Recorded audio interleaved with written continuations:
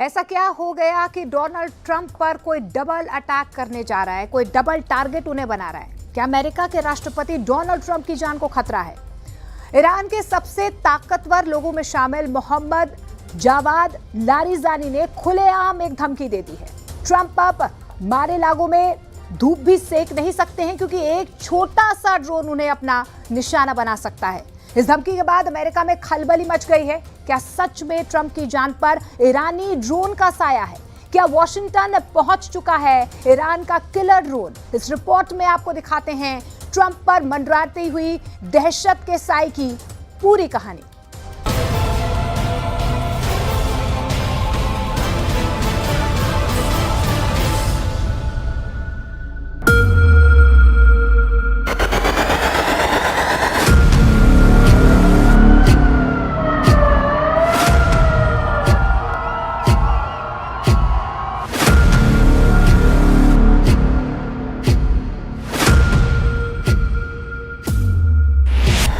Trump की हत्या के लिए $10 करोड़ की सुपारी।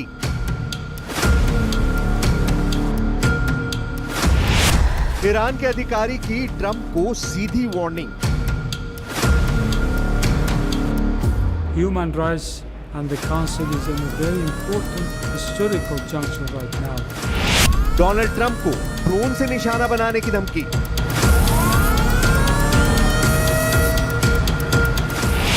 जावेद लारिजानी ने ट्रंप को भेजा मौत का पैगाम।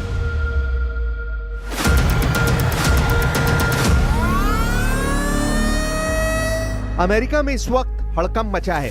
पेंटागन में अधिकारियों के फोन घनघना रहे हैं। ट्रंप के आसपास नजर रखने वाली सिक्योरिटी और ज्यादा कड़ी कर दी गई है। उनकी आवाजाही पर नजरें और तेज कर दी गई हैं। लेकिन अचानक ये सब कुछ अमेरिका में क्यों हो रहा है? अगर आप इसे समझना चाहते हैं तो ईरान के सुप्रीम लीडर अयातुल्ला खामनेई के करीबी और पूर्व डिप्लोमेट मोहम्मद जावाद लारिजानी का ये बयान सुन लीजिए, जिसमें उन्होंने ईरानी स्टेट टीवी पर दुनिया में हड़कंप मचाने वाला बयान दिया है।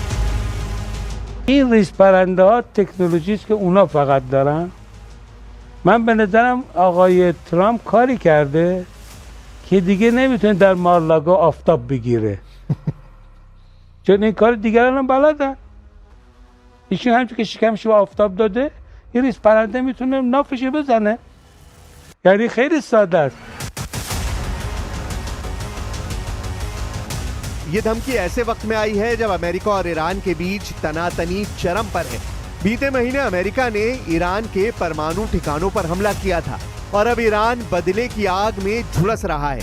इस धमकी के जवाब में ट्रंप ने हंसते हुए कहा, मैं धूप सेकता ही नहीं, मैंने 7 साल की उम्र के बाद कभी सनबात नहीं किया।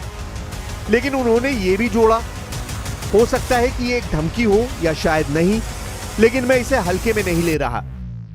You know, there have been 2 assassination attempts on my life that we know of, and they may or may not involve, but possibly do, Iran. ये बयान उन्होंने फॉक्स न्यूज को इंटरव्यू में दिया, लेकिन उनके शब्दों के पीछे छुपी गंभीरता साफ बता रही है कि अमेरिका की खुफिया एजेंसियां हाई अलर्ट पर हैं। ईरान की नाराजगी का सबसे बड़ा कारण है जनरल कासिम सुलेमानी की हत्या। जनवरी 2020 में अमेरिका के हमले में कासिम सुलेमानी को मार गिराया गया था। ईरान इसे कभी नहीं भूला और बीते महीने जब अमेरिका ने ईरान के परमाणु ठिकानों पर हमला किया तो बदले की भावना और भड़क गई है। ईरान के धार्मिक नेता नासिर मुकारिम शिराजी तो ट्रंप और नेतन्याहू को खुदा का दुश्मन तक करार दे चुके हैं।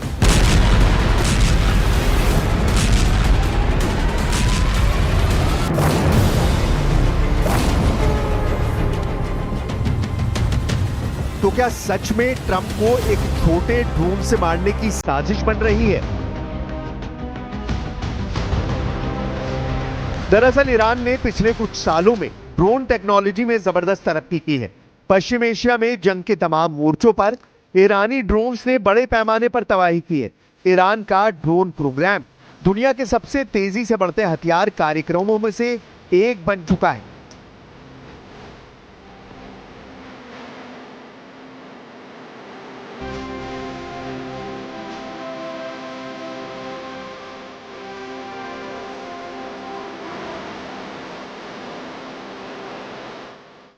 सिर्फ 10 साल पहले तक ईरान के पास सीमित ड्रोन पावर थी, लेकिन आज उनके पास ऐसे ड्रोन हैं जो कम ऊंचाई पर उड़ सकते हैं, रडार से बच सकते हैं, और ऐसे भी ड्रोन हैं जिन पर जीपीएस जैमिंग का कोई असर नहीं होता। शाहिद 136, अबाबील और मुहाजिर 6 जैसे ड्रोन अब पश्चिम एशिया की जंग में ईरान की पहली पसंद है। लेकिन सबसे डरावना पहलू यह है कि ईरान अब छोटे विस्फोटक से लैस कामिकाज़े ड्रोन्स पर काम कर रहा है, जिन्हें आसानी से कहीं भी तस्करी के जरिए पहुंचाया जा सकता है। अगर ये टेक्नोलॉजी किसी स्लीपर सेल के हाथ लग जाए तो ट्रंप जैसे हाई वैल्यू टारगेट भी खतरे में आ सकते हैं। यही वजह है कि अमेरिकी एजेंसियां अब केवल मिसाइल या बम की नहीं, बल्कि डिजिटल अटैक और मिनिएचर ड्रोन जैसे नए खतरों को भी अपनी निगरानी में ले रही हैं, क्योंकि एक छोटे लीथल ड्रोन का वॉशिंगटन पहुंचना और ट्रंप को टारगेट करना नामुमकिन नहीं है, खासकर तब जब ईरान समर्थित स्लीपर सेल की अमेरिका में मौजूदगी के इनपुट मिल चुके हैं। खुद ईरान के सुप्रीम कमांडर कई बार ट्रंप को मौत का पैगाम भेज चुके हैं। تهدید میکنه آمریکا به نظامیگری. این تهدید به نظر من غیر عاقلانه است. یعنی جنگ، ایجاد جنگ، ضربه وارد کردن یک طرفه نیست.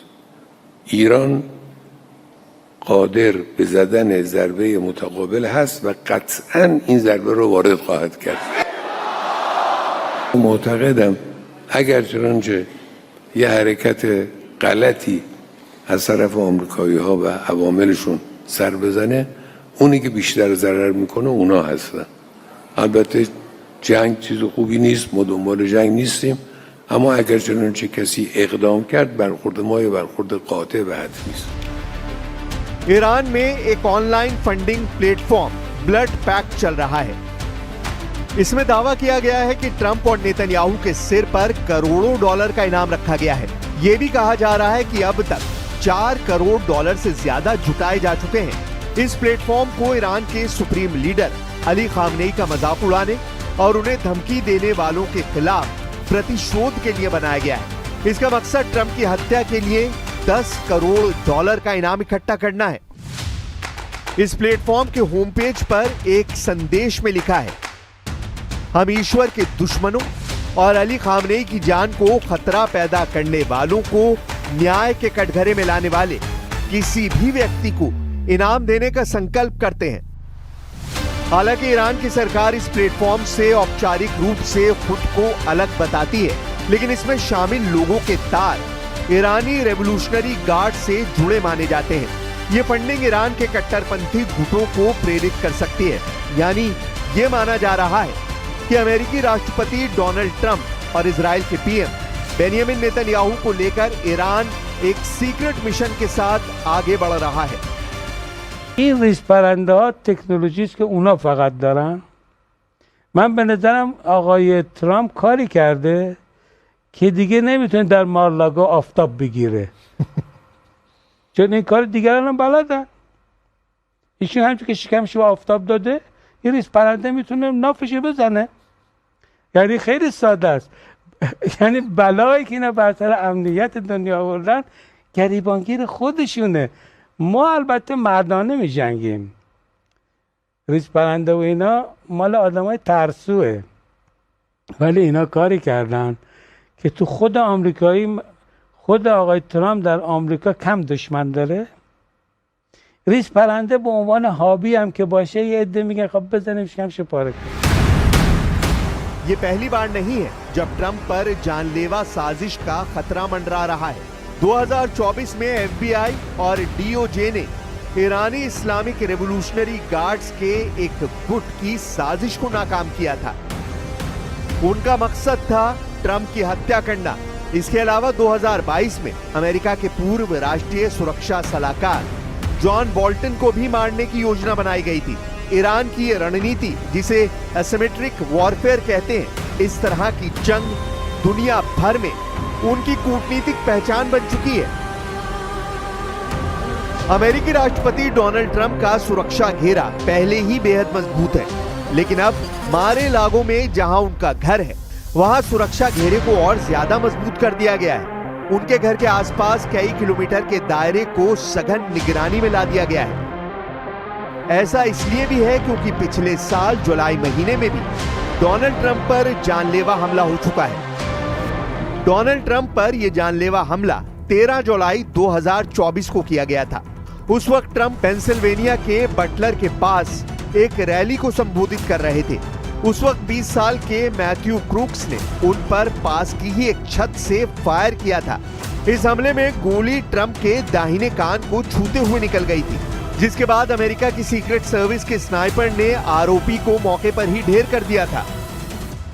We've been threatened very directly by Iran, and I think you have to let them know, because the best way to do it is through the office of the president, that you do any attacks on former presidents or candidates for president, your country gets blown to smithereens, as we say.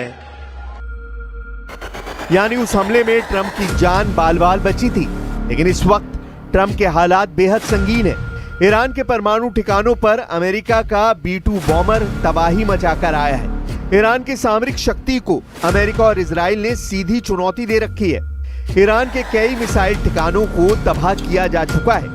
यही नहीं, Khamenei के कई करीबी और Iran के कई परमाणु वैज्ञानिक मौत की नींद सो चुके हैं। यही वजह है कि ईरान अमेरिका से भयानक बदला लेने की फिराक में बैठा है। इजराइल और अमेरिका की लाख कोशिशों के बाद भी ईरान दबने के मूड में नहीं है, और ईरान का यही रूप खामनेई के इस टीवी इंटरव्यू में साफ दिखाई दे रहा है, जिसमें वो ट्रंप को उनके घर में घुसकर मारने की धमकी दे रहे हैं। این ریز پرنده ها تکنولوژی است که اونا فقط دارن. من به نظرم آقای ترامپ کاری کرده که دیگه نمیتونه در مارلاگا آفتاب بگیره. چون این کار دیگران هم بلدن. ایشون همچون که شکمش به آفتاب داده، این ریز پرنده میتونه نافش بزنه. یعنی خیلی ساده است. तो क्या इस बार ट्रंप के लिए हालात बदले हुए हैं? क्या ट्रंप की जान पर वाकई बड़ा खतरा है? एक्सपर्ट मानते हैं कि ट्रंप अमेरिका में सबसे ज्यादा सुरक्षा पाने वाले व्यक्तियों में शामिल हैं। उनकी हर एक्टिविटी पर सीक्रेट सर्विस की कड़ी नजर रहती है, लेकिन ड्रोन जैसा लो कॉस्ट और लो डिटेक्शन हथियार सुरक्षा घेरे की सबसे बड़ी कमजोरी बन सकता है। यही वजह है कि अमेरिकी खुफिया एजेंसियां अब वॉशिंगटन DC और फ्लोरिडा में हाइपर सेंसिटिव अलर्ट पर हैं।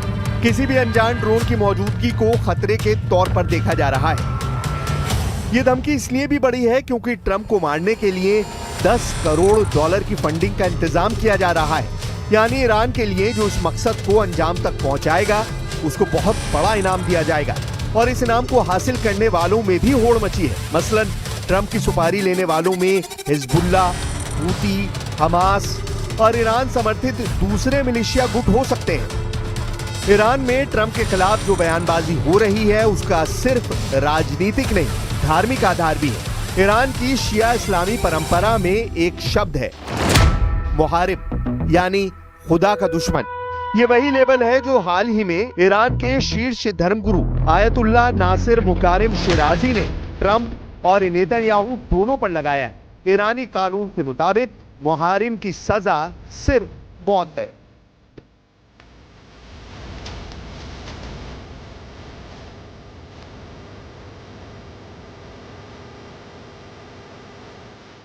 ईरान इस बात को धार्मिक युद्ध यानी जिहाद के रूप में प्रचारित कर रहा है। इससे सिर्फ आतंकवादी ही नहीं, बल्कि ईरान समर्थित मिलिशिया और स्लीपर सेल्स भी सक्रिय हो सकते हैं। टारगेट पर हैं दुनिया के सबसे सिक्योर व्यक्तियों में से एक डोनाल्ड ट्रंप।